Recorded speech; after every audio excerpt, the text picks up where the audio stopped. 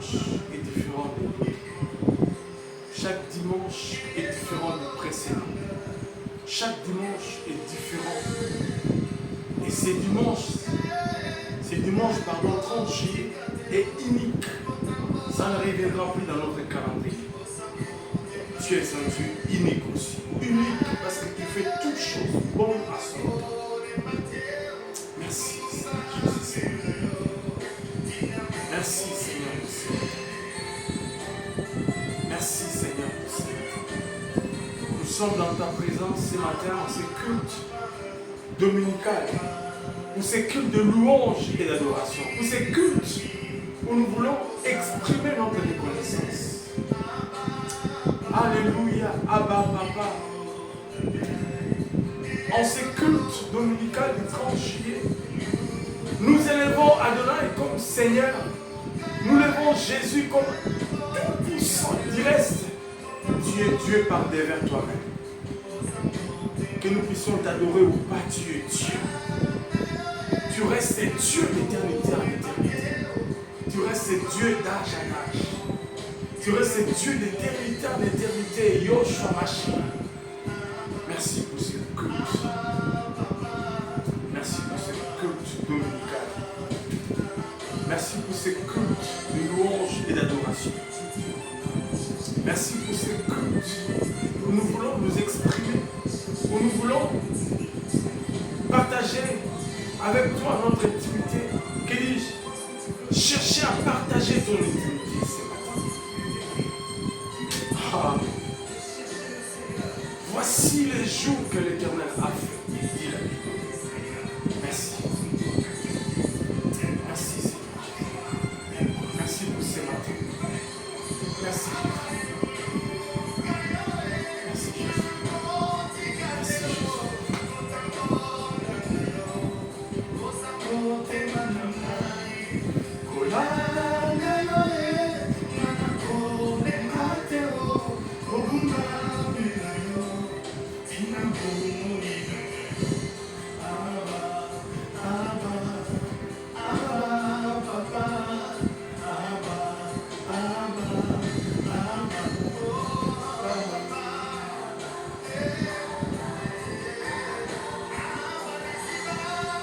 Merci Jésus, merci Jésus, merci Jésus. Merci. Merci Jésus, merci Jésus. Merci Adonai, merci.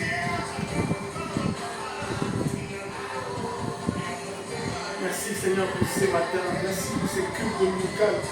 Merci parce que Seigneur, ton souci, c'est de pouvoir essorer tout ce qui n'est pas de toi en nous, Seigneur. Nous voulons que nos vies te ressemblent. Nous voulons que nos vies te ressemblent.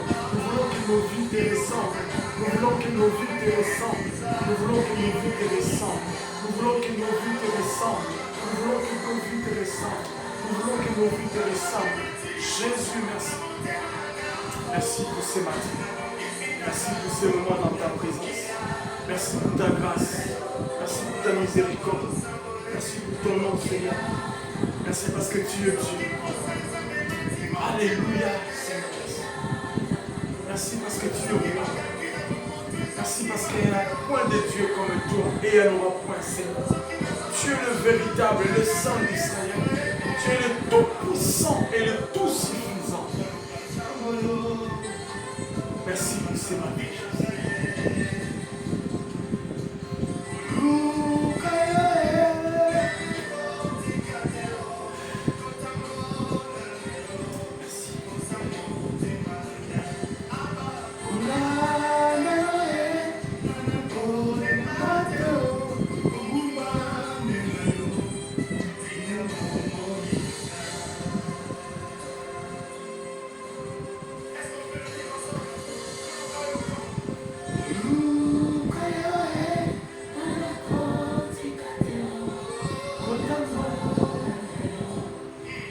Je suis là pour chercher ta face.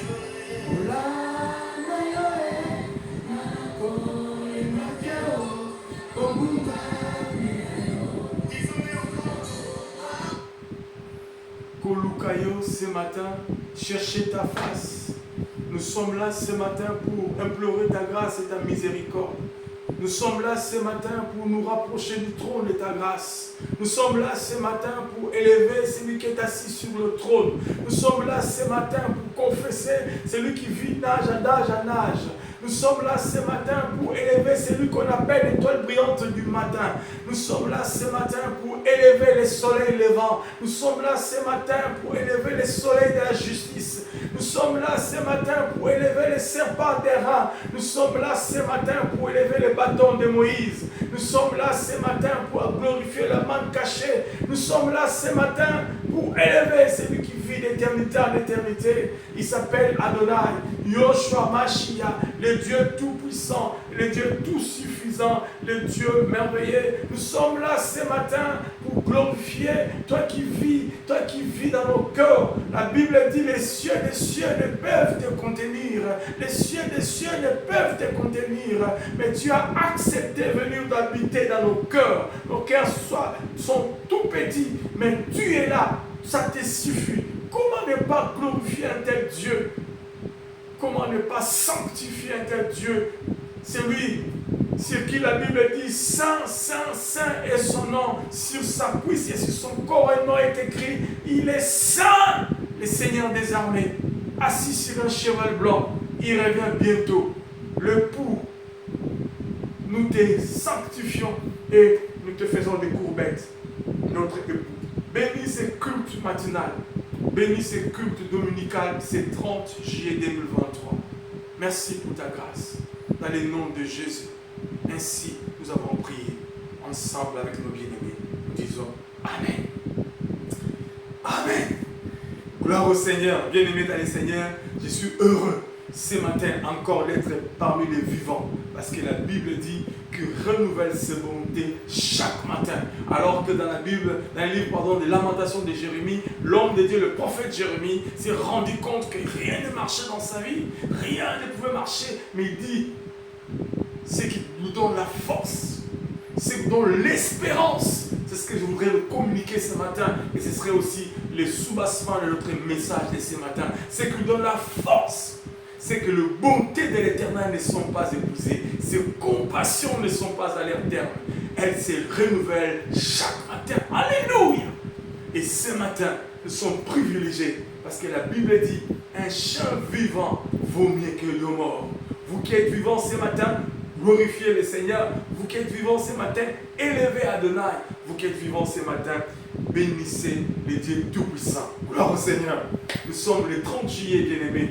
C'est le dernier culte du mois de juillet et nous bénissons le Seigneur pour nous avoir accompagnés dans ces voyages jusqu'à la fin de ces mois. Gloire au Seigneur. Nous vous saluons, vous qui êtes de partout, sans aller dans les détails. Que Dieu vous bénisse abondamment, abondamment, abondamment, abondamment. Nous sommes le centre évangélique, la bannière extension des Nantes. Et pour l'instant, nous procédons au culte en distanciel. Et Dieu voulant, nous allons devoir reprendre nos cultes en présentiel. Donc nous vous saluons de partout où vous êtes, à travers le monde entier, et vous qui êtes aussi dans la ville où établit sa maison ou son église. Gloire au Seigneur. Nous allons encore, pendant un court moment, nous plonger dans l'adoration. Bien-aimés, n'hésite pas à adorer le Seigneur. N'hésite pas à les louer. N'hésite pas à les glorifier. Qu'est-ce qui t'accable? Qu'est-ce qui est la raison de tes soucis? Tu te morfonds dans ta vie depuis cet événement, depuis cette situation. Tu te morfonds. Tes joues sont ruisselantes de larmes toutes les nuits. Mais ce matin, je nous annonce la parole qui nous dit qu'il renouvelle ses bontés chaque matin. Et ce dimanche matin, ses bontés nous est renouvelées. Et nous voulons lui dire merci pour cela. Nous voulons lui dire merci pour ses bontés extraordinaires dans nos vies. Gloire au Seigneur. Avant de pouvoir écouter la parole. Alors que nous sommes bercés par cette musique dont la nouvelle technologie nous aide à accompagner ces cultes, nous pouvons ne pas. Pourquoi nous pouvons ne pas aller louer et l'adorer? Alléluia Seigneur. Merci pour ce matin. Tu renouvelles tes bontés chaque matin, Seigneur. Tu renouvelles tes bontés chaque matin. C'est ce que Jérémie, dans le livre des Lamentations de Jérémie, le dit, Seigneur. Tes bontés ne sont pas épuisées. Tes compassions ne sont pas à leur terme. Elles se renouvellent chaque matin. Et ce matin du 30, tu as résolu de renouveler tes bontés dans la vie de mon frère et dans ma vie personnellement. Remplis-moi de toi, Seigneur. Raison pour laquelle ce matin je viens vers toi, ma tête courbée, mes épaules baissées, pour m'approcher de ton trône avec humilité, Seigneur, dépendant de toi. Parce que tout ce que je suis, c'est par vers toi-même. Et du reste, quoi qu'il en soit, tu es Dieu. Tu subis ni changement, ni ombre de variation. Tu ne le pars parce que moi je le fais, ou je le dis, ou je le prie, mais tu le pars vers toi-même. Tu n'as pas été élu. Tu es Dieu. Ce n'est même pas par élection ou par quoi que ce soit. Par choix, tu le pars vers toi-même. Merci Seigneur Jésus. Je te rends grâce ce matin. Je te rends grâce pour mon bien-aimé. Lorsqu'il va écouter, suivre ces messages en distanciel, en différé, quoi qu'il en soit, qu'il soit béni de toi. Tu es un Dieu qui est dans le passé, qui est dans le présent et dans le futur. Seigneur, dans notre présent, tu peux aller dans le passé pour corriger quelque chose afin que notre présent change. Et tu peux aussi aller dans le futur pour préparer quelque chose afin que lorsque nous y arriverons, nous puissions aller dans le succès. Qui est cet homme? Qui est cet homme? Qui est ce Dieu? Qui est cette personne? C'est toi, Seigneur, qui fait toutes ces choses extraordinaires, qui fait toutes ces choses magnifiques. Seigneur, je te rends grâce ce matin. Je te rends grâce pour le souffle de vie. Je te rends grâce pour ma vie. Je te rends grâce pour ce qui m'appartient. Je te rends grâce pour ma famille. Je te rends grâce, Seigneur, pour mon épouse. Je te rends grâce pour mes enfants. Je te rends grâce, Seigneur, pour mon travail, ce qu'il est. Je te rends grâce pour ce travail aussi auquel tu m'as donné. Merci, Seigneur. Fais ton œuvre en moi ce matin. Je suis venu, Seigneur, ce matin m'exposer au soleil de la justice. Comme les hommes, Seigneur, vont sous le soleil pour se laisser bronzer par le soleil. Et nous voyons, lorsqu'ils reviennent de là, leur peau ont changé à cause du soleil de ces mondes. À combien plus forte raison, lorsque nous nous frottons à ce soleil de la justice, lorsque nous nous frottons à ce soleil de la justice, tous les scories, Seigneur, toutes les scories, pardon, qui sont dans nos vies, tu les enlèves. Écorche ma vie. Écorche ce qui n'est pas de toi, Seigneur. Arrache. Gratte dans ma vie. Je voudrais me frotter à celui qui vit l'éternité à l'éternité, l'éternité à l'éternité. Je voulais me frotter à celui dont la Bible appelle l'ancien des jours. Je suis venu ce matin, Seigneur, vers le soleil de la justice. Bronze ma vie de ta présence. Bronze ma vie de l'onction du Saint-Esprit. Bronze ma vie de toi, Adonai. Amène-moi plus haut, Seigneur. Plus de toi dans ma vie. Plus de toi, Seigneur. C'est vrai, j'ai besoin d'argent. C'est vrai, j'ai besoin d'espace. J'ai besoin de quoi que ce soit. Mais j'ai aussi besoin plus de toi, Seigneur. Plus de toi. Ne laisse aucun espace dans ma vie. Ne laisse aucun espace dans ma vie. Ne laisse aucun espace. Plus de toi, Seigneur. Plus de toi dans ma vie, plus de toi dans ma vie, plus de toi dans mon esprit, plus de toi dans mon corps, plus de toi dans mon âme, plus de toi, Seigneur. Remplis tout l'espace, remplis tout l'espace, remplis tout l'espace. Ne laisse pas la haine, ne laisse pas l'injustice, ne laisse pas les mensonges, ne laisse pas les péchés, ne laisse pas l'impudicité, l'adultère. Seigneur, ne laisse pas, oh Dieu, le vol, la tricherie, ne laisse pas, Seigneur Jésus, toutes ces choses.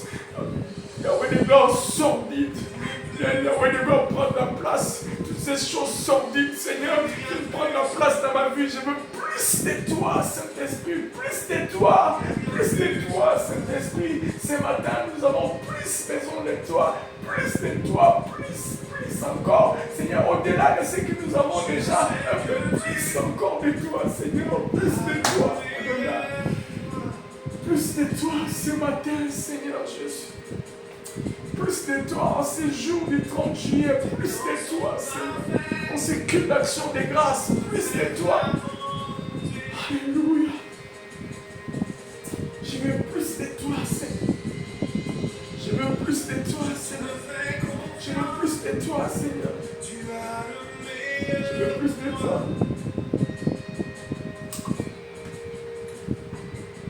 Je veux plus de toi, Seigneur. Je veux plus de toi.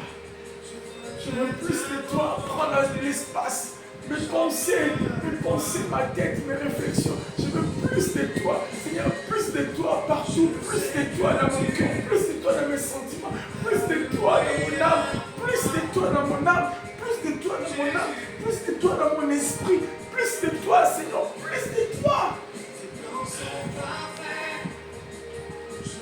J'ai besoin de toi. Oh, Saint-Esprit, Saint-Esprit, Saint-Esprit, Saint-Esprit. Je te fais confiance. Tu es le meilleur pour moi. Je te fais confiance. Tu es le meilleur pour moi. Je te fais confiance, Seigneur. Tu es le meilleur pour moi. Parfait. Je veux faire ta volonté, Seigneur. Je veux plus de toi. Je veux plus de toi. Amène-moi plus haut. Amène-moi plus haut. Amène-moi plus haut. Amène-moi plus haut, Seigneur. Je veux plus de toi. Plus de toi. Saint-Esprit, plus de toi. Plus de toi, Saint-Esprit. Plus de toi. Plus de toi. Plus de toi. Plus de toi. Merci, Seigneur, pour ce matin. Bénis ta parole ce matin, Jésus. Bénis ta parole ce matin, Jésus. Bénis ta parole ce matin, Saint-Esprit. Nous nous recommandons en toi ce matin, alors que nous voulons écouter ta parole. Sers-toi de cet instrument inutile, Seigneur. Ne permets pas que je rajoute ou je retranche à ta parole. Amène-moi plus haut par ta parole. Amène-moi plus haut dans ta présence. Amène-moi plus haut, Seigneur. Je veux plus de toi. Je veux plus de toi. Je veux plus de toi. Je veux plus de toi. Je veux plus de toi. Je veux plus de toi. Je veux plus de toi. Je veux plus de toi. Je veux plus de toi. Je veux plus de toi. Je veux plus de toi. Je veux plus de toi. Dans ma destinée. Amène-moi dans ma destinée. Amène-moi dans ma destinée, Seigneur. Amène-moi dans ma destinée. Je veux plus de toi. Merci, Seigneur. Amène-moi. Amène-moi, Jésus. Merci, Jésus. Plus de toi. Plus de toi. Merci, Jésus. Merci pour ta parole. Merci pour ta parole.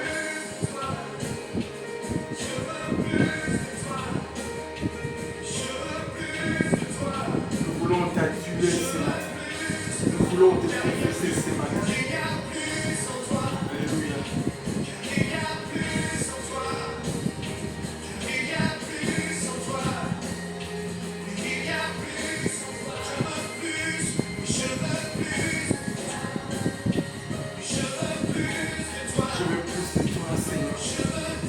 Je veux plus de toi ce matin. Je veux plus de toi ce matin. Il y a plus en toi, Seigneur. Merci pour ce matin. Merci pour ces instants. Merci pour ta grâce. Merci pour ta personne. Merci pour l'onction. Merci pour ta présence. Je veux plus de toi, Saint-Esprit. Je veux plus de toi, Saint-Esprit. Je veux plus de toi, Saint-Esprit. Je veux plus de toi, Jésus. Plus de toi, Saint-Esprit. Plus de toi dans ma vie, plus de toi. Je veux plus de toi, Seigneur. Je veux plus de toi, Seigneur. Je veux plus de toi, Seigneur. Saint-Esprit, merci pour ce matin. En ces cultes dominicaux, nous avons besoin de toi. Saint-Esprit, merci pour ce matin. En ces cultes dominicaux, nous avons besoin de toi. Sanctifie ces moments, Saint-Esprit. Sanctifie ces moments, Saint-Esprit. Parle-nous ce matin. Parle, ton peuple a besoin d'entendre ta voix. Parle-nous ce matin puissamment. Parle. La Bible dit, alors ces jours-là, la tempête s'est levée. Tu as parlé à la tempête. Parle aux cœurs incrédules. Raison pour laquelle, à de gloire, nous renversons les raisonnements et tout autel qui s'élève contre la volonté du Seigneur ce matin. Et nous amenons toute pensée captive à l'obéissance de Christ Jésus, notre Seigneur et Sauveur, dans le nom de Jésus-Christ, partout où nous sommes. Même mes pensées sont captives à l'obéissance de Jésus. Celles de pensées du Seigneur vont être émises ce matin au milieu de nous. Merci pour ces moments, dans le nom de Jésus. Amen. Amen. Bien-aimés dans le Seigneur, gloire au Seigneur. Vous qui venez de nous rejoindre, nous vous saluons et nous vous bénissons. Nous allons devoir ensemble voyager dans la parole. La parole du Seigneur est extraordinaire. J'aime la parole. J'aime la parole. Pourquoi? Parce qu'elle ne change jamais. Elle est la même hier, aujourd'hui et éternellement. Et la parole, c'est Jésus-Christ lui-même. Gloire au Seigneur. Qu'il nous aide. Saint-Esprit, aide-nous à parler de ta part. Aide-nous à parler de Jésus. Aide-nous à parler de la parole. Gloire au Seigneur. Bien-aimés, depuis un temps, nous sommes en train de considérer un texte qui est dans le livre du prophète Jérémie, dans son 6e chapitre. Que dis-je? Le livre du prophète Ésaïe, dans son 6e chapitre. Et nous sommes juste au verset 1er. Pourquoi? Parce que nous avons compris que dans ce texte se cachent beaucoup de choses et beaucoup de messages extraordinaires pour le peuple du Seigneur. Raison pour laquelle nous avons nommé notre thème général, le mystère caché de tout temps, Jésus-Christ, Église. Nous sommes en train de voyager dans cette parole pour faire ressortir les types de Christ qui est caché dans cette histoire, ou comprendre la lumière de la parole du Seigneur qui veut que nous puissions saisir ce à quoi nous étions bénéficiaires depuis les temps anciens. Et le prophète Ésaïe est un prophète majeur. Il est parmi les grands, parmi surtout ceux qui ont parlé ou prophétisé de manière assez précise du Messie ou de Jésus-Christ notre Seigneur.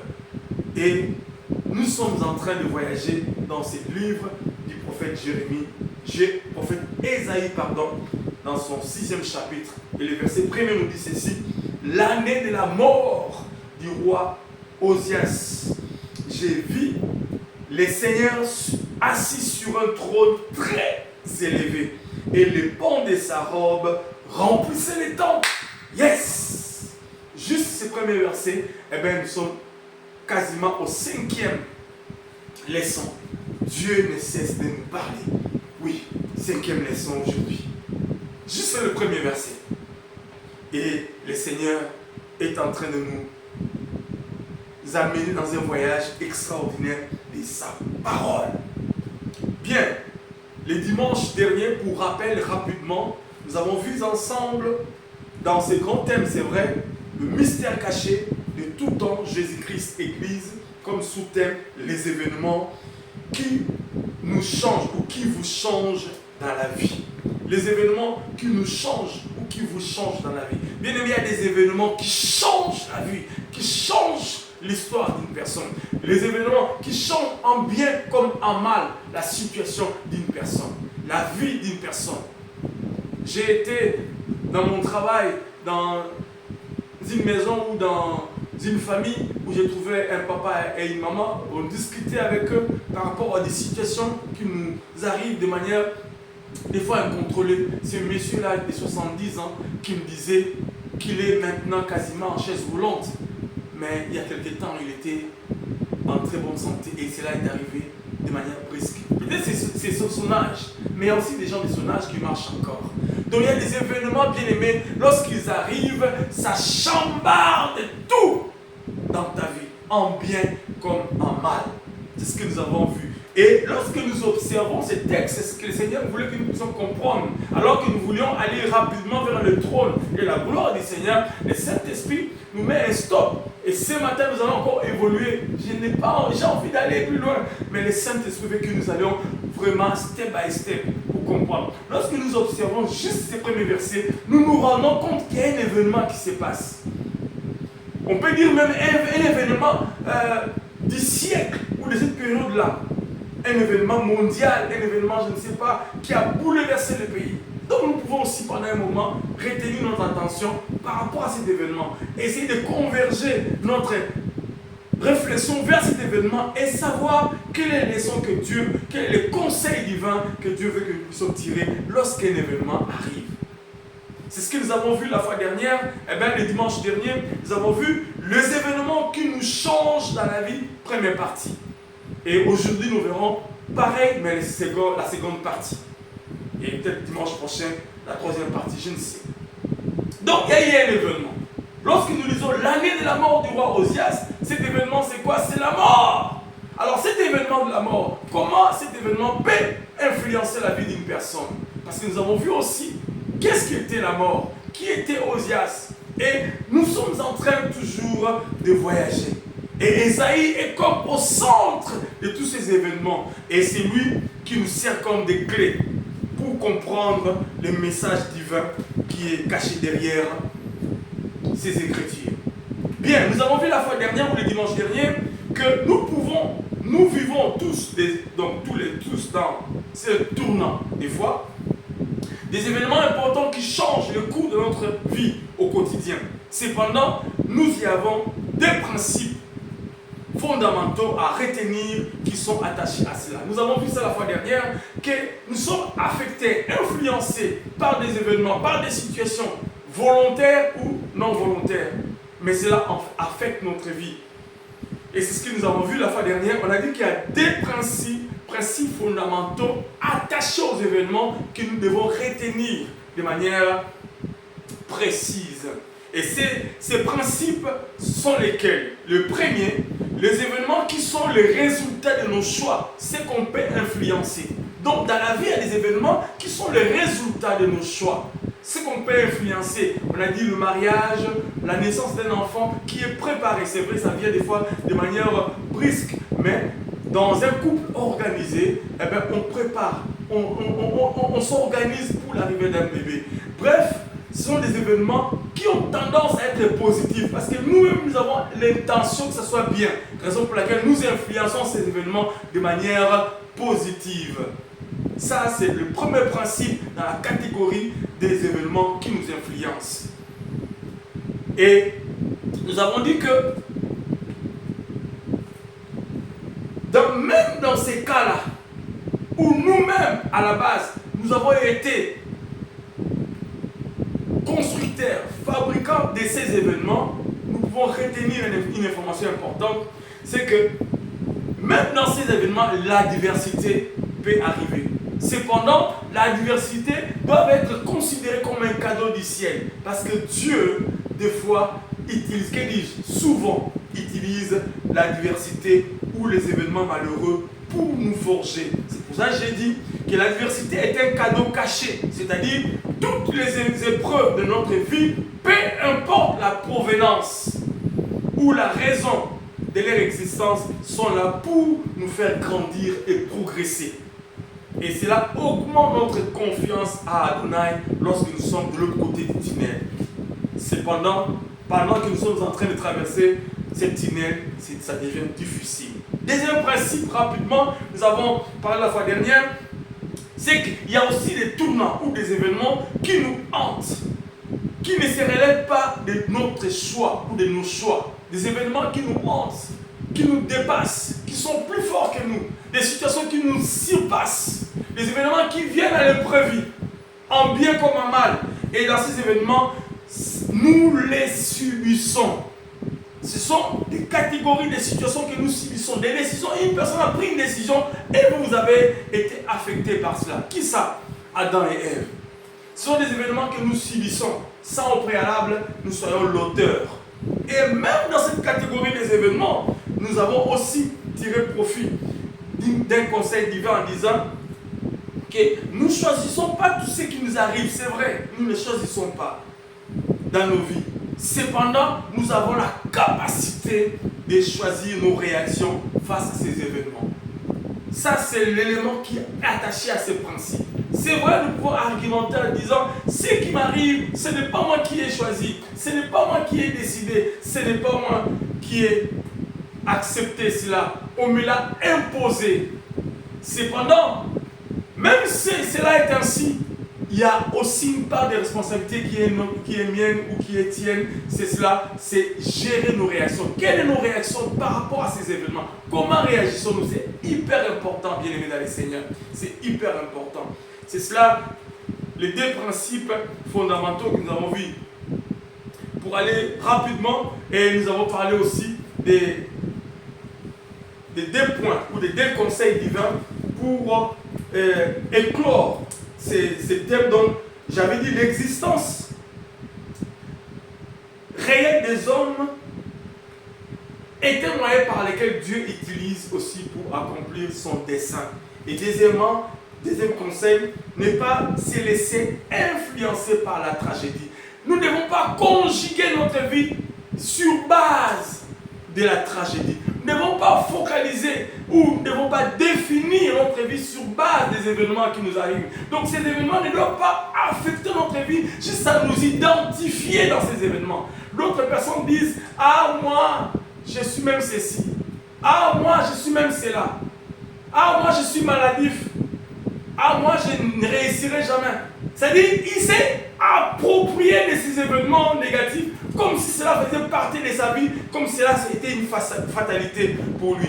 Ce n'est pas une fatalité, pardon, parce que nous le verrons, bien aimés.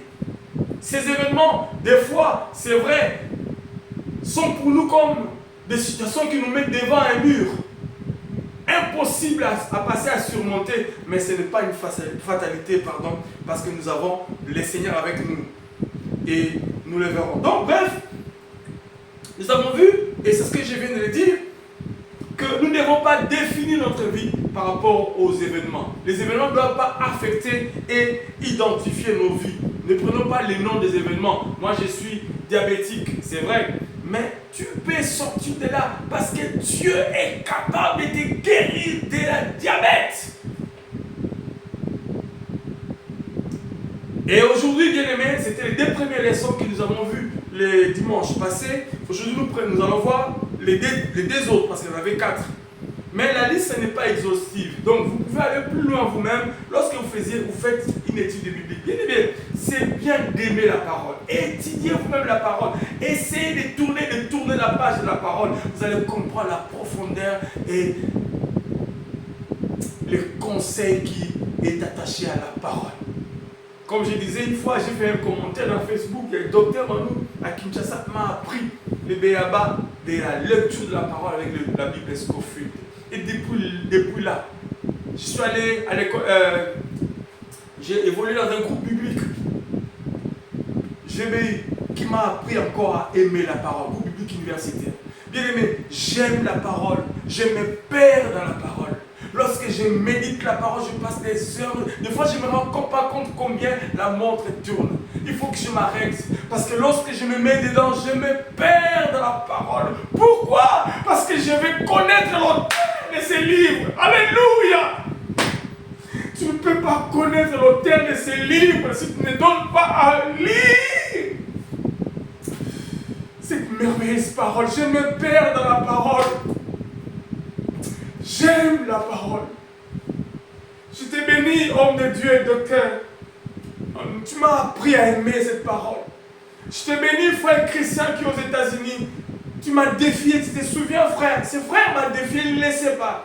Un jour, il m'a relaté en disant, tu sais, Alix, je suis un homme qui lit la parole. Des fois, je commence à 22h et je me retrouve, je suis à 6h du matin en train de lire la parole. J'ai dit, c'est vrai? Et ça existe. Il m'a dit, oui, ça existe. Bien aimé, j'ai commencé moi aussi à lire la parole. Je me perds dans la parole. Des fois, je suis là des heures et des heures en train de lire la parole. Parce que je veux connaître l'auteur. Bien aimé, connaissons l'auteur de la parole. Il a dit, connaissez et cherchez à connaître l'Éternel. Alléluia. Raison pour laquelle, bien aimés, nous ne pouvons pas nous arrêter de vous parler que la parole est immuable. La parole ne change jamais, mais la parole change toute personne ou toute chose qui se met en contact avec elle. Même la nature change à cause de la parole. Ça veut veut dire, par ricochet, vos problèmes aussi peuvent trouver des solutions dans la parole. Votre situation peut aussi trouver des solutions. Alors pourquoi vous laissez influencer par les événements? Pourquoi vous laissez identifier par cet événement? Cet événement est arrivé, il a affecté votre vie en bien comme en mal, mais tenez-vous bon et allez sur base de la parole. Gloire au Seigneur. Troisième leçon par rapport au dimanche passé, troisième leçon à retenir, lorsque les événements nous arrivent, lorsque nous sommes en plein dedans, nos deux pieds dedans, en plein événement, incontrôlé ou contrôlé, peu importe, troisième leçon à retenir, c'est que reconnaître notre besoin des autres. Bien-aimés dans le Seigneur, les autres aussi sont importants, les amis sont importants, les frères et sœurs sont aussi importants. Je suis en train de parler avec beaucoup de réserves parce qu'on verra aussi le côté négatif de cela. Mais de manière globale, de manière générale, nous avons besoin des autres. Dieu, je ne dis pas souvent, pardon, je ne dis pas toujours, mais souvent, il passe aussi par les hommes pour bénir les hommes. Dieu est celui qui crée des carrefours de rencontres pour faire jaillir cela la bénédiction pour les uns et les autres.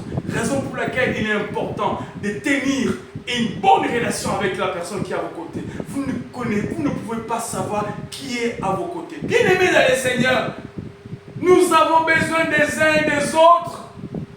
Ne négligeons rien, ne négligeons même pas nos amis, nos collaborateurs, même nos subalternes. Ne négligez personne dans la vie, bien-aimés. Vous ne pouvez pas savoir d'où viendra votre secours à un moment donné de la vie. Parce que Dieu passe des fois par les hommes.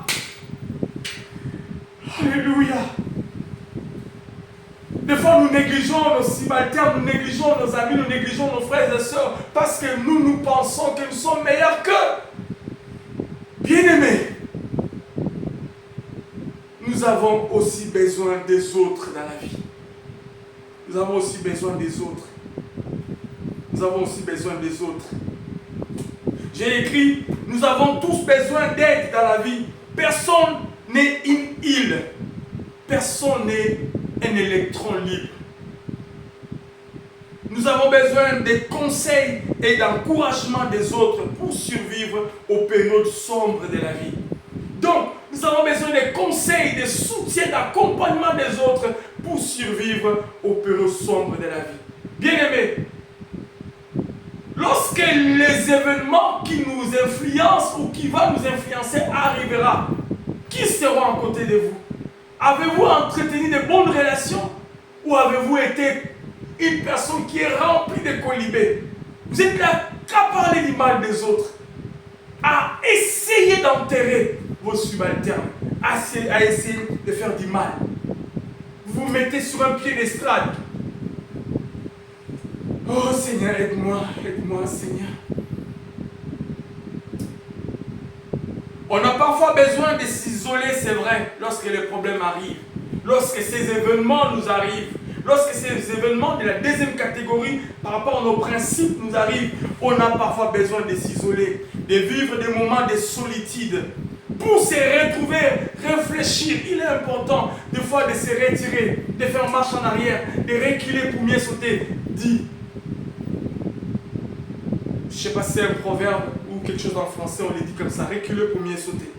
Nous avons aussi besoin du recul, de faire un point, de faire une introspection, dans un calme, dans un moment de repos, dans un moment de retrait. C'est bien. Prendre de la distance par rapport aux autres. Cela fait du bien, c'est vrai. Pour mieux avancer. Moi, j'aime des fois la solitude pendant que je marche. Mais dans cette solitude-là, j'ai pris Adonai. Je m'isole pour lui parler. Je m'isole pour avoir son conseil. Mais des fois aussi, on s'isole parce que les problèmes qui nous accablent, on s'est dit, je ne parlerai à personne du reste. Il est incapable de résoudre ces problèmes. Vous ne savez pas. Juste un petit conseil, juste une prière, ça peut aussi vous soulager. Tenez bon, bien-aimés. Prenez soin les uns les autres. Vous ne pouvez pas.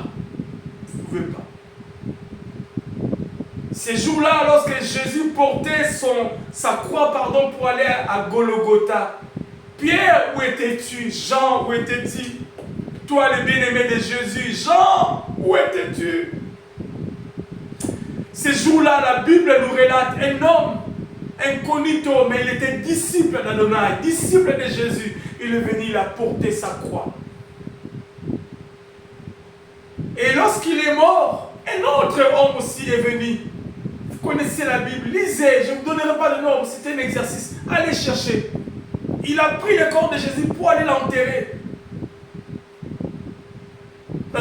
Dans un endroit, dans une grotte où personne n'a été enterré. Bien aimé, Jésus, qu'est-ce qu'il représentait? Passez-moi l'expression, à ce moment-là. Il était déjà mort. Il n'était plus faiseur de miracles. Passez-moi l'expression. Essayez de comprendre là où je vais arriver. On en parlera en détail un jour. Jésus, à ce moment, il était mort, il était inutile. Mais il s'est investi sur la mort de quelqu'un. Bien aimé dans le Seigneur, est-ce que tu es capable d'aimer Jésus jusqu'à sa mort? Jusqu'à ce que Jésus donne l'impression de ne pas être utile pour toi. Quel est l'amour que nous avons les uns les autres? Nous avons besoin des autres parce que nous pensons retirer un profit d'eux, ou nous avons besoin des autres, même si nous pensons que nous ne retirons jamais quelque chose de bien d'eux, mais nous les aimons de l'amour du Seigneur. Cet homme est allé prendre le corps de Jésus, il est allé enterrer. C'était cher cette grotte. Qu'est-ce que Jésus représentait entre guillemets à ce moment-là? Il était déjà mort. Mais l'amour qu'il avait pour le Seigneur est allé au-delà même de la mort. Bien aimé, aimons sans pouvoir attendre quelque chose des autres. Et un jour, nous pourrions bénéficier de la grâce du Seigneur. Comment entretenons-nous des relations les uns les autres? C'est par profit. Cet homme a pris le corps, il est parti. Il est important, bien aimé, d'entretenir de bonnes relations. Jésus sûrement, il a fait bonne figure. Jésus sûrement, il a impressionné ces messieurs. Jésus sûrement, il avait convaincu ces messieurs. Il a dit non, même qu'ils soient morts. Vous savez, j'ai un petit témoignage, excusez-moi de parler de ça, mais j'avais fondu en larmes lorsque j'ai écouté. J'ai perdu mon père il y a quelques années. Je n'ai jamais cessé de l'aimer, je l'aime toujours et il me manque énormément. Quand je pense à lui, j'ai des larmes aux yeux. Je n'ai jamais arrêté de pleurer cet homme. C'était mon héros. Et je l'aime énormément. Et je me pose des questions si un jour je le verrai dans la gloire. J'ai pris que Dieu m'aide à garder la foi. Peut-être lui il est déjà là, il m'a précédé et je voulais le rencontrer. Et un jour, un cousin m'a relaté une histoire. Il dit, mais tu sais, quand papa était vivant, et monsieur X est mort, papa a contribué à sa mort. J'ai dit, ah bon, moi je ne savais pas. Il dit, oui, il a payé tout ce qu'on devait faire par rapport au deuil de ces messieurs. Ah bon? Il dit, ah, mais pourquoi? Il dit, mais ils s'aimaient ensemble, ils étaient des amis. J'ai dit, ah bon? Alors, pourquoi tu me dis ça? Il dit, parce que lorsque papa est mort, au village, l'enfant de ces messieurs a pris toute la charge du deuil de papa. J'ai dit, quoi? Il dit, oui. Il dit, ah, c'est-à-dire à cause de ce que ces messieurs-là ont fait pour mon père lorsqu'il était mort des années en arrière.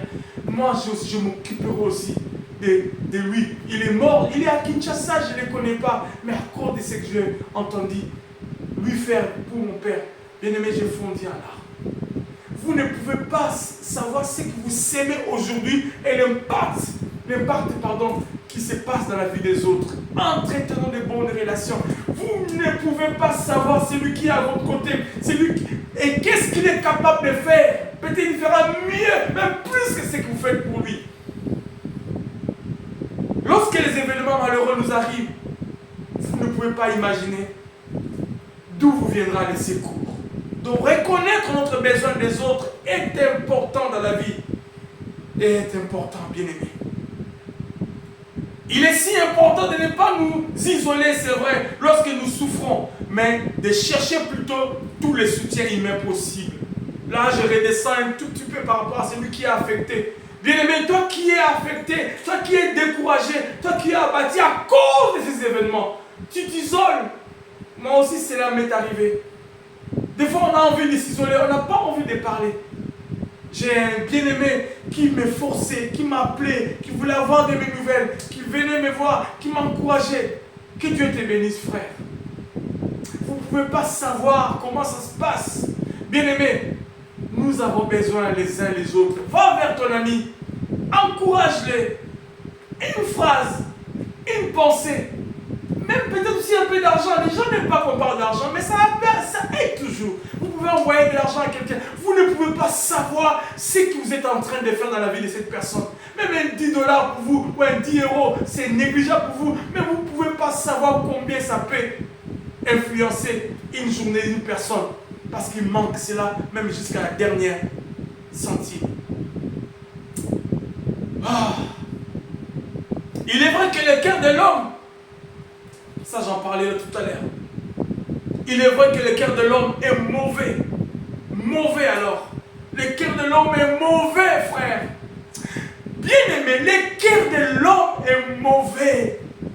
Si l'homme n'a pas encore rencontré le Seigneur, il est capable de tout.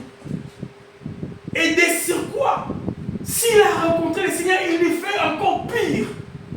Mais alors, sans le Seigneur, c'est grave. Le cœur de l'homme est mauvais, car certains hommes profitent de nos faiblesses, de nos déboires. Lorsqu'on est désemparé, lorsqu'on est découragé, lorsqu'on est abattu, lorsqu'on est par terre, ces hommes-là profitent de cela. Ils se moquent de nous par des collimés de toutes sortes. Cependant, Dieu passe souvent par des hommes pour bénir l'homme. Dieu passe par des hommes pour bénir l'homme. Anne était à tout moment perturbée par sa co-épouse Pénina. La Bible dit, cette femme mortifiait Anne jusqu'à la pousser à ne pas prier Adonai. Anne, voyez, l'homme est méchant. Waouh! Mais j'ai pris le Seigneur. Quel est ton problème? Moi j'aime le Seigneur. Mais toi aussi aimes le Seigneur. Mais quel est ton problème? La Bible dit, lisez la Bible. Elle mortifiait Anne pour la pousser à s'éloigner d'Adonai. L'homme est méchant.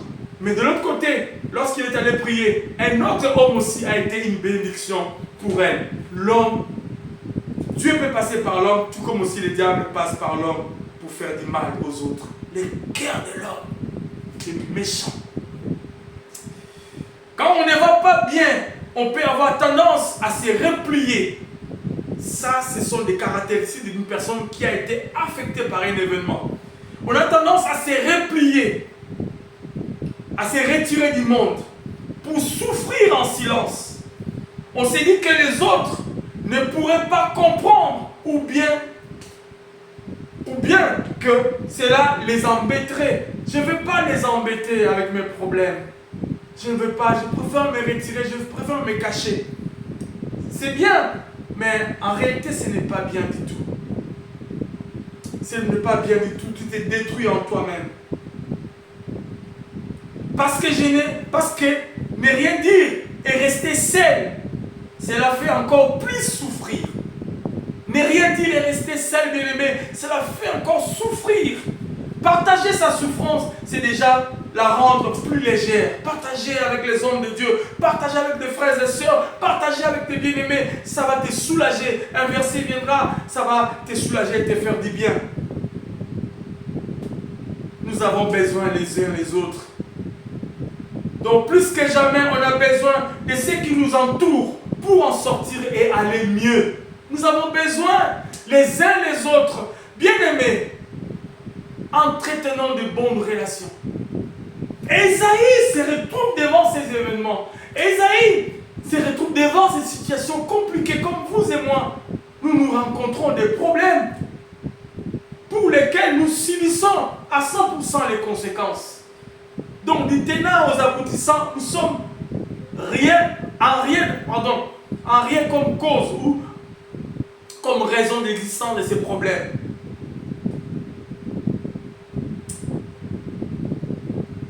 Job au chapitre 6 à partir du verset 13 nous dit ceci. Ne suis-je pas sans ressources? Et le salut n'est-il pas loin de moi? Job était accablé. Job était dans un déboire total. Il subissait un événement qui ne dit pas son nom. Un coup, ses enfants sont morts. Un coup, il a perdu ses animaux. Et là, il a perdu sa maison. Et il se retrouve dans un embrouillamini total. Un embrouillamini complet. complètement qu'il a absorbé jusqu'à ce que même son corps commençait à se détruire. Au point même que son épouse lui pousse à pouvoir trahir Adonai. Waouh! On parle des amis des Job qui sont venus l'accompagner. Celui qui souffre, c'est ce que Job dit, celui qui souffre a droit à la compassion de son ami, même quand il abandonnerait la crainte du Tout-Puissant. Je l'ai dit la fois dernière, je le répète encore. Il souffre, il a droit de la compagnie de son ami. Bien-aimé, exerçons ces droits-là pour les autres. Ne les refusons pas.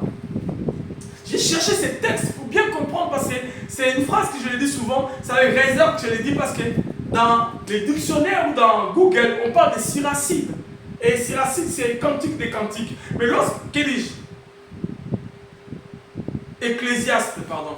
Mais lorsque je vais regarder dans Ecclésiaste, je ne trouve pas ces versets. Mais l'expression est celle-ci. Aidez-moi si vous l'avez. Mais on parle de Bible de Jérusalem peut-être. Il dit, un ami fidèle est un puissant soutien qu'il a trouvé un trésor. Un ami fidèle n'a pas de prix. On ne saurait en estimer la valeur. Un ami fidèle est un puissant soutien. 1 Samuel 18, à partir du verset 1er, nous relate une histoire merveilleuse de Jonathan avec David. Jonathan avec David, ils ont tissé des relations,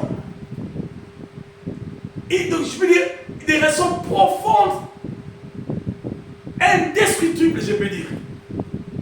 Il dit, au verset 1er, quand David y terminait de parler avec Saoul, Jonathan s'était profondément attaché à David et s'était mis à l'aimer comme lui-même. Et au verset 3, Jonathan conclut un pacte d'amitié avec David parce qu'il l'aimait comme lui-même. Bien aimé, il a même enlevé son manteau et le donné à David et lui offrit aussi son équipement jusqu'à son épée, son arc et sa ceinture, je pense. Bien aimé, un ami fidèle est un puissant soutien. Et Proverbe 17 dit ceci.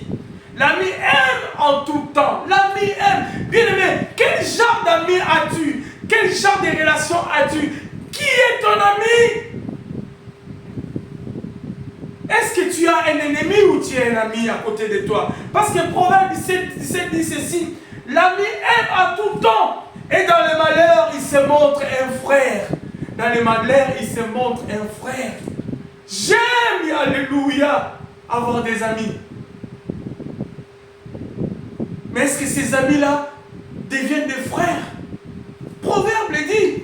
Un ami aime à tout temps. Toi, tu aimes ton frère ou ta soeur, juste périodiquement. Lorsqu'il a les moyens, c'est ta soeur. Lorsqu'il a des problèmes, tu t'éloignes de lui. Lorsqu'il n'a rien, il n'est plus ton ami. Bien aimé, c'est quel genre d'amitié as-tu? Nous avons tous besoin les uns les autres. C'est vrai. Les grands ont besoin du petit comme le petit a besoin des grands. Mais comment essayons-nous de pouvoir? Qui dis-je? Comment sommes-nous en train d'entretenir cette relation? C'est une relation qui est bâtie sur les intérêts ou réellement sur une amitié sincère. L'ami aime en tout temps et dans le malheur, il se montre un frère. 1 Samuel 22, 1 à 3 nous dit ceci. Ça, ce n'est pas de David. Il dit au roi des Moab. Vous savez, David, il a reçu la promesse du Seigneur par le prophète Samuel. Un message authentique et prophétique, c'est lui qui serait le roi d'Israël, le futur roi d'Israël, alors qu'il était caché. Vous connaissez cela, on en parlera un jour, Dieu voulant. Mais lorsque les épreuves sont arrivées, lorsque les événements malheureux sont arrivés, parce que les événements malheureux, lorsqu'ils arrivent, nous perdons les nord. C'est ce qui est en train de vous arriver. Vous n'avez plus la foi. Vous avez comme l'impression, la promesse de Dieu dure longtemps. Il est comme Yahweh de gloire. Jérémie l'a dit. Jérémie l'a dit.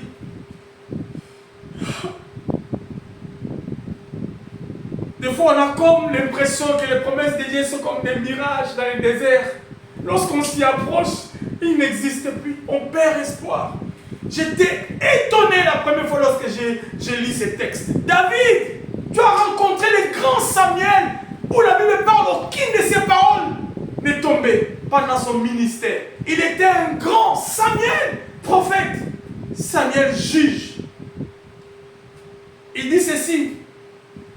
Il dit au roi de Moab, 1 Samuel chapitre 22, verset 1 à 3. Il dit au roi de Moab, permets donc à mon père et à ma mère de se retirer chez vous jusqu'à ce que je sache ce que Dieu fera de moi.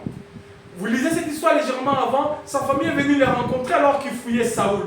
Pourquoi? Ces événements, il est hanté, ces événements ont changé la cour de son histoire. Il était dans les palais, il vivait calmement bien, il est devenu un fugitif en train de fuir, sans savoir pourquoi je fuis, qu'est-ce que j'ai fait du mal. Sa vie a été chambardée, son avenir a été, passez-moi l'impression, compromis. C'est ce qui s'arrive, c'est ce qui se passe dans votre vie. Bien aimé, je vous parle ce soir comme un prophète en disant que ce n'est pas une fatalité, parce que Dieu peut résoudre ton problème.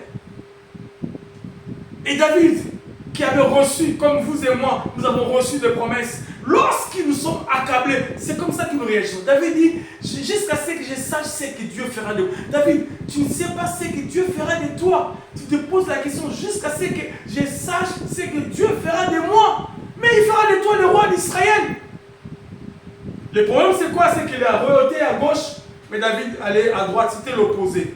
C'est ce que nous vivons. La réalité nous oppose à la vérité. Cependant, la vérité, c'est la parole. Ne croyons pas à la réalité, mais croyons à la parole, même si c'est l'opposé. Parce que souvent, c'est toujours l'opposé. C'est dur. Même le roi David aussi a vécu. Il est allé voir le roi de Moab. Vous savez qui étaient les Moabites? Les Moabites sont les descendants de Moab. Le Moab, où Moab est le fruit de l'union incestueuse entre Lot et le neveu. Donc le neveu d'Abraham, bien sûr, et sa fille aînée. L'inceste qui a eu lieu entre Lot et sa fille aînée a fait sortir Moab. Et Israël a dit répugnance pour les Moabites.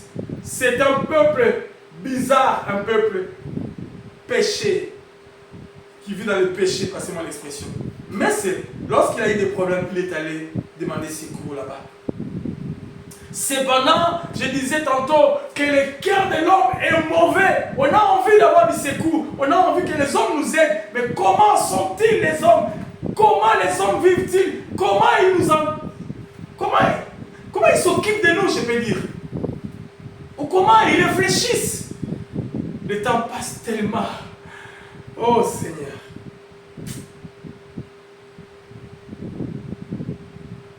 La Bible dit ceci, bien aimé dans le Seigneur, dans Jérémie chapitre 17, à partir du verset 5.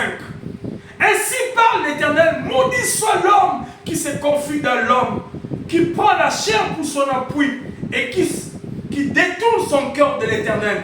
Et comme un misérable dans le désert, et il ne voit point arriver le bonheur. Il habite le lieu brûlé du désert, une terre salée et sans habitants. Bien aimé dans le Seigneur, je mets en opposition, je mets côte à côte. Nous avons besoin des hommes, c'est vrai. De l'autre côté aussi, nous devons faire juste milieu. Nous ne devons pas exagérer. Parce que ce que la Bible dit, maudit soit l'homme qui se confie dans l'homme. Nous avons besoin des hommes pour avoir des conseils, pour avoir une amitié, pour avoir un soutien. Mais quelque part, au-delà de ces hommes, nous devons compter sur Adonai.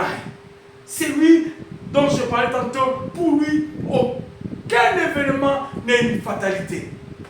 Il résout les problèmes. Alors pourquoi le cœur de l'homme est mauvais, disais-je? Il y a un texte dans la Bible qui m'a toujours choqué. Alors nous descendons au deuxième leçon d'aujourd'hui. La deuxième leçon, je vais aller rapide pour terminer cela quand même, parce que sinon je n'avancerai pas. La deuxième leçon, bien aimé, cherchons l'aide d'en haut. Nous avons besoin des uns et des autres, c'est vrai. La deuxième leçon pour aujourd'hui, ou quatrième leçon par rapport à cet enseignement, cherchons l'aide du ciel. David a dit, je lève mes yeux vers les montagnes, d'où me viendront les secours. David connaissait, les montagnes peuvent représenter tous les grands de ce monde, ceux qui ont l'opulence, ceux qui ont le pouvoir. Mais les secours ne viennent pas d'eux, les secours viennent de l'Éternel.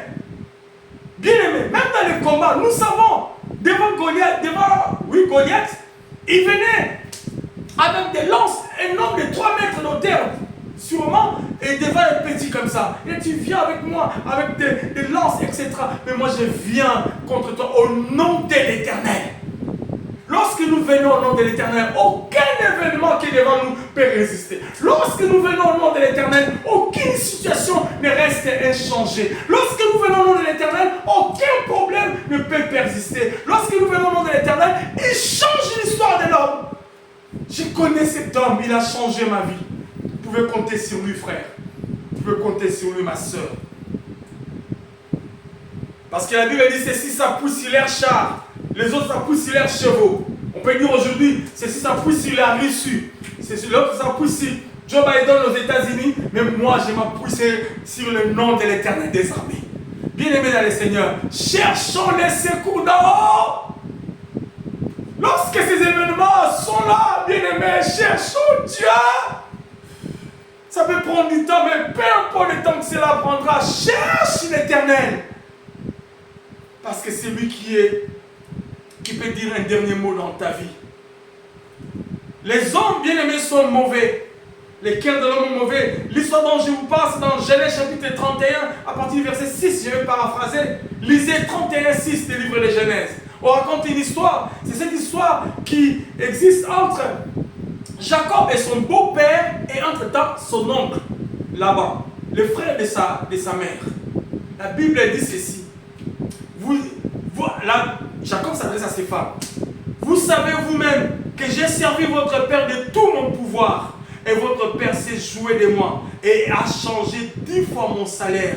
Mais Dieu ne lui a pas permis de me faire du mal. Bien aimé dans le Seigneur, l'homme est mauvais. Nous pouvons compter sur lui, d'accord. Mais bien aimé, ne nous appuyons pas à 1000% sur l'homme. Le cœur de l'homme est mauvais. Jusqu'à ce point, toi, beau-père, oncle, mais qu'est-ce qui se passe dans le cœur de l'homme? Seigneur, assaisonne nos vies de ta parole pour que nos cœurs soient changés. Raison pour laquelle la Bible parle que le cœur, lorsque nous ne l'entretenons pas, eh bien, c'est triste. C'est triste. Il faut que les cœurs soient circoncis. La circoncision du cœur. Jacob, maltraité 10 fois, son salaire a été changé en mal. Pas positivement, pas des augmentations. Mais son beau-père et son oncle, les frères biologiques de sa mère, ils étaient, je pense, si je bonne mémoire, que 2 là. Vous pensez vous réfugier, c'est cet homme, croyant que vous êtes en sécurité, vous êtes en danger, mon frère. Vous, c'est bien d'avoir le conseil des autres, mais la manière dont vous pensez que votre espoir viendra de cet homme, même si c'est ton parent, vous serez dessus. Parce que le souffle de vie, Dieu peut le retirer. Ne comptez pas sur l'homme à 1000%. Considérez l'homme comme un appui de manière globale, mais appuie-toi de manière totale au Seigneur, qui passe par ces hommes, mais toi ne prends pas un homme pour appui au maximum. Jacob déçu par son beau-père et par son oncle. Mais ce qui est extraordinaire, c'est la dernière partie. Si je n'avais pas le Dieu de Jacob, si je n'avais pas le Dieu d'Israël, si je n'avais pas le Dieu d'Abraham dans son contexte, si je n'avais pas le Dieu d'Abraham et d'Isaac, mon père, si je ne les avais pas bien aimés dans le Seigneur, comptons sur le Seigneur. Comptons sur le Seigneur. Dieu est merveilleux. Dans cette histoire, vous pouvez même aller plus loin en disant, mais Jacob aussi avait menti. Peu importe, bien-aimé, Dieu t'aime. Appuie-toi sur lui. Appuie-toi sur lui. Quel est le problème qui a changé ta vie? Quel est cet événement qui est comme pour toi inchangé depuis des mois, depuis des années, depuis des jours, des semaines, je ne sais pas. Ce n'est pas une fatalité ce matin. Dieu peut changer ton histoire. Jacob, pendant 10 ans, je ne sais pas, au plus. Non, plus, parce qu'il a fait 7 ans pour Rachel. 7 ans encore pour Rachel, ça fait 14 ans. Et sûrement, il a rajouté encore des années, il est temps de calculer. Donc, mettons déjà sur base de 14 ans. Son beau-père était en train de tourner. Et Dieu était là. À chaque fois, son beau-père allait à gauche, Dieu mettait sa main pour protéger. Il allait à droite, Dieu mettait. Bien aimé, vous ne pouvez pas savoir comment Dieu s'occupe de nous, comment Dieu nous protège. Comptons sur les hommes, c'est vrai, ce sont des amis, mais comptons beaucoup plus sur le Seigneur. Pourquoi? Parce que Dieu sait ce que c'est que de souffrir. Dieu sait ce que tu souffres. Et lui-même, il a vécu cela. Il sait ce que c'est la souffrance. La Bible dit à Gethsémani, lorsqu'il priait, alors qu'il voyait la mort devant lui, il priait, mon maître priait. Il a eu peur de la mort, mon maître. La Bible dit, sueur était comme des grumeaux de sang. Ah, Seigneur, je souffre aussi. Mon frère aussi souffre, ma soeur aussi souffre. Mais souffre avec nous, Seigneur. J'aime cette chanson. Il marche où je marche. Sans ce que je sens. Il mourit à ma place. Et il m'entend. Dieu est avec nous. Bien-aimé, il a souffert, il sait ce que tu vis et ce que tu es en train de vivre maintenant. Il comprend et il te comprend mieux que tout le monde. Dieu sait ce que c'est de souffrir, car il a souffert pour nous à la personne de son Fils. Dans son grand amour, Jésus a accepté de passer par la souffrance indescriptible de la mort pour payer la dette de nos péchés à notre place. Sa mort et sa résurrection rendent cela possible pour nous de vivre une relation de plus en plus transformatrice et profonde avec Dieu sur cette terre. C'est possible. Et une vie éternelle avec Dieu dans un monde parfait, dans l'au-delà, sans aucune trace de souffrance ou de mal. Ce serait lorsque nous serons avec lui dans la gloire. Jésus, c'est lui l'auteur de ces livres. Connaît-il l'auteur de ces livres ce matin? Il a dit, vous aurez des tribulations, mais prenez du courage, car j'ai vaincu le monde. Le malheur atteint souvent les justes, mais le Seigneur l'en délivre. Il dit souvent et toujours. Vous connaissez la grammaire, Maurice Grévis. C'est quoi? Adverbe, pardon. Vous le savez bien. Mais souvent et toujours, c'est l'opposé. Il délivre toujours. Raison pour laquelle nous devons compter sur lui lorsque les problèmes nous accablent. La Bible dit, dans Cantique des Degrés, je lève mes yeux, ce que j'avais dit. Psaume 121, à partir du verset 1er. Cantique des Degrés, je lève mes yeux vers les montagnes, d'où me viendra le secours? Et le secours me vient de l'Éternel qui a fait les cieux et la terre. Le secours ne peut que venir du Seigneur, on va conclure par là. Le secours pour nous ne peut que venir du Seigneur, bien-aimé. Et ce psaume est un psaume de David, on appelle ça Cantique des Degrés. Dans la traduction grecque de la Bible hébraïque, ce psaume porte le numéro 120. Mais ce que j'ai aimé, ce psaume fait partie des psaumes de montée qui servaient parfois pour se rendre à Jérusalem pour la Pâque. Donc lorsqu'ils allaient à Jérusalem, les Israélites, les Juifs de partout, ils allaient à Jérusalem pour la Pâque, ils chantaient ces psaumes. Vous savez, Jérusalem est bâtie sur la montagne, c'est comme ça qu'ils allaient comme ça. Et lorsqu'ils chantaient ces psaumes pour la Pâque, ils se souvenaient. Vous savez, la Pâque, c'est ce qui s'est passé lorsqu'ils étaient en captivité pendant plus de 400 ans en Égypte. Et lorsqu'ils sont sortis, cette transition-là, entre leur sortie, c'était la Pâque. La Bible dit, ils devaient tuer un animal et prendre le sang et mettre sur le linteau. L'image, c'était un type de Christ, un type de la croix. Nous le verrons. Il y a beaucoup d'images que Dieu a utilisées dans la Bible. C'est-à-dire, ils étaient en train de sortir de l'esclavagisme pour la liberté, par ces moyens de ce sang qui a épargné. L'ange de la mort, lorsqu'il est arrivé, il est passé partout. Mais lorsqu'il passait là où il y avait des sangs, il ne pouvait pas rentrer. Pourquoi? Parce qu'ils étaient sous la protection. Et ils se souvenaient de leur protection et de la délivrance qu'ils avaient obtenue de la part d'Adonai ces jours-là. Et ces cantiques les aidaient à se souvenir Bien-aimé dans le Seigneur, d'où viendra ton secours? Dans ces pays, la France où nous sommes, d'où viendra ton secours des États-Unis ou du Canada, du Congo, RDC, Congo-Brazza, de la Suisse, de l'Allemagne, Hollande, je ne sais. Les secours ne peuvent que venir du Seigneur. Bien-aimés, lorsque les événements qui changent nos vies, nous ne pouvons que regarder sur le Seigneur. Que dis-je? Regarder au Seigneur. C'est lui qui peut faire des choses en nous, pour nous et par nous. Il peut faire des choses en nous, pour nous et par nous, Adonai. Il n'y a pas de fatalité pour lui. Raison pour laquelle on conclut en disant nos réactions à ces tournants sont de plus variées. C'est vrai, nos réactions, j'ai dit, nous sommes responsables de nos réactions. Et la responsabilité de chacun de nous est définie dans sa façon de faire les choses. Et dans les différentes réactions, il y a les courageux, d'autres sont courageux. Sur base de quoi, je ne sais. Héroïsme. La panique. D'autres paniquent par des problèmes, à cause des problèmes. D'autres l'agonie. La bienveillance. Les sacrifices. Il y a un fruit de l'esprit qu'on appelle la bénignité. Un événement, un message, une nouvelle qui arrive. On t'injurie, on te raconte des choses. Il adoucit.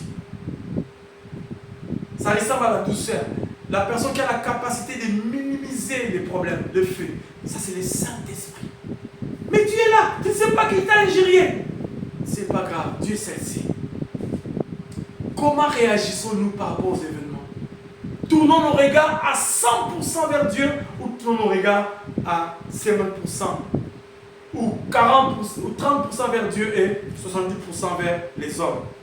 Malheureux que nous sommes.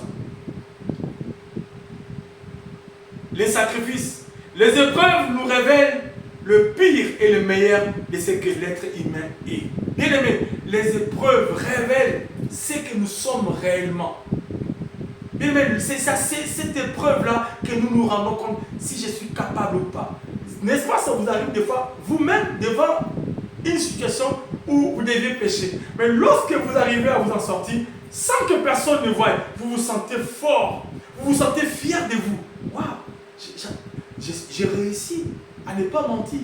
Waouh! Oh Seigneur, ça fait du bien. Bien aimé, je suis allé dans un centre commercial et un jour, je devais acheter des épinards. Je ne savais pas qu'il y avait des épinards cassés, des épinards avec des gros morceaux. J'ai acheté, j'ai payé. Mais lorsque je regardais la facture, je ne voyais pas. J'ai dit, mais j'ai comme l'impression que j'ai payé moins par rapport à ce que j'ai reçu. Je suis parti dans la voiture. J'ai regardé la facture. Je suis retourné pour leur dire non. Je n'ai pas payé assez. Il n'y avait pas de différence de 10 dollars. C'était juste des 10 euros, pardon. C'était juste des centimes. Mais ça m'a fait du bien de savoir que je peux faire du bien, que je peux être honnête. Bien aimé, les épreuves, disais-je, c'est là où je vais chuter. Les épreuves nous révèlent le pire et le meilleur de ce que nous sommes, de ce que l'être humain est. Les épreuves, c'est ce qui révèle ce que nous sommes. Dieu te met en épreuve où Satan te tente avec beaucoup d'argent. J'ai suivi une émission sur la politique.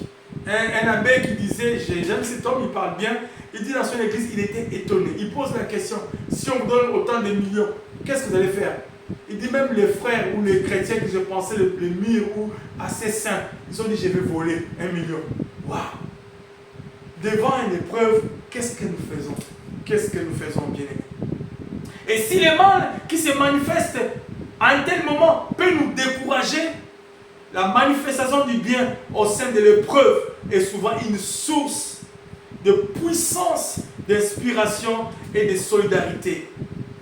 Et d'espérance, car cela est émané de la source intarissable qui est l'auteur de toutes choses, Adonai. Je reprends la phrase pour terminer. La manifestation du bien au sein de l'épreuve est souvent une source puissante d'inspiration. Et pour vous-même et pour les autres.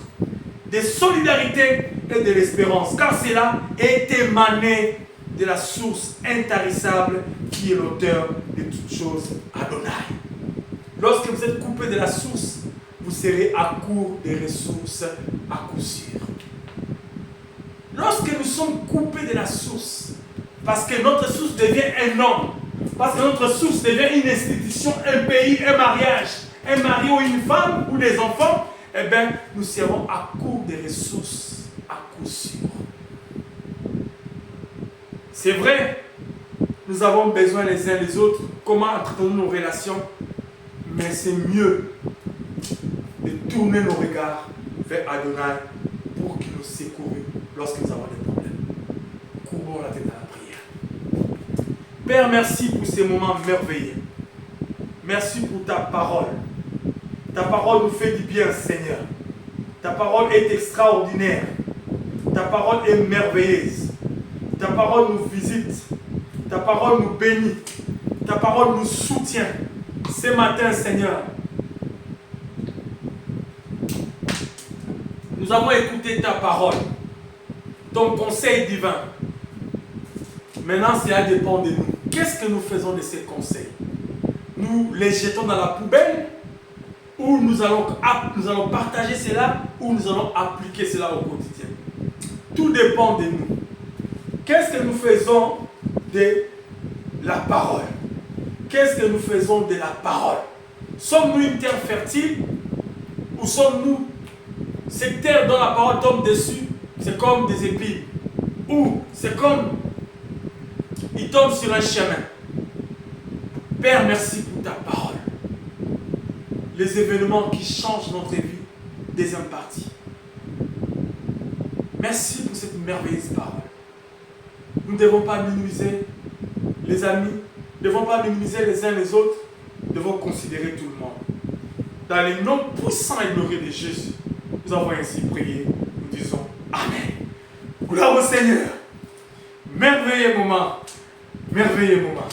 J'ai aimé ce moment. Alléluia. Seigneur, glorifie ton nom dans nos vies. Gloire au Seigneur. Gloire au Seigneur. Nous bénissons le Seigneur pour sa parole et nous bénissons le Seigneur aussi pour la disponibilité de chacun de nous. Nous avons été nombreux et nous le sommes fidèles quotidiennement à écouter cette parole qui vient du ciel. Nous voulons bien aimer être ressourcés par la parole. Que Dieu nous bénisse et priez pour nous afin que nous ne puissions pas rajouter ni retrancher à la parole. Et aussi que nous puissions être une source de bénédiction pour les autres. Nous ne voulons pas falsifier la parole. Nous ne voulons pas aussi ne pas être un témoignage. Nous voulons parler ce que nous vivons. Nous voulons vivre ce que nous parlons. Gloire au Seigneur. Nous vous saluons, vous qui êtes venus nous rejoindre pendant la prédication. Qui sommes-nous? Eh bien, nous sommes le centre évangélique, la bannière extension des Nantes. Et nous sommes heureux de vous savoir parmi nous. Partagez ces moments, partagez ces liens les uns les autres et que Dieu vous bénisse. C'est pour vous un moyen d'évangéliser. Pour l'instant, ces moyens de la technologie nous servent des canaux pour pouvoir vous atteindre là où vous êtes. Soyez bénis ce matin. C'est dimanche 30, est un dimanche merveilleux. Ce sont les derniers du mois, mais pour nous, c'est un dimanche merveilleux. Pourquoi? Parce qu'il est alpha et oméga. Si c'est un dernier dimanche, nous nous appelons aussi oméga. Gloire au Seigneur. Que Dieu nous bénisse ce dimanche, partout où vous êtes. Si vous voulez nous contacter, c'est par ces mêmes canaux que nous avons. Facebook, YouTube, etc. Ce sont des canaux que nous utilisons pour pouvoir être en contact avec vous pour l'instant en distanciel. Vous pouvez aussi par ces canaux aussi nous retourner vos informations, vos nouvelles, vos encouragements, même aussi vos soutiens, tant financiers, moral, matériel et spirituel. Gloire au Seigneur. Nous allons terminer ce culte par la prière. J'espère que Dieu nous a fait du bien en ces dimanches. Courbons la tête de la prière. Seigneur, merci pour ces moments. Nous te rendons grâce pour ce culte. Bénis chacun de nous et que ce culte soit béni de toi. Permets que chacun de nous puisse réécouter encore à son rythme ces cultes et que cela soit pour ta gloire. Sanctifie nos vies. Permets que nous puissions avoir du respect les uns les autres, de la considération aussi et aussi de la reconnaissance, la fidélité et toutes ces choses. Mais au-delà de cela, nous voulons connaître l'auteur de ces livres que nous lisons. Les connaître, c'est vivre dans l'intimité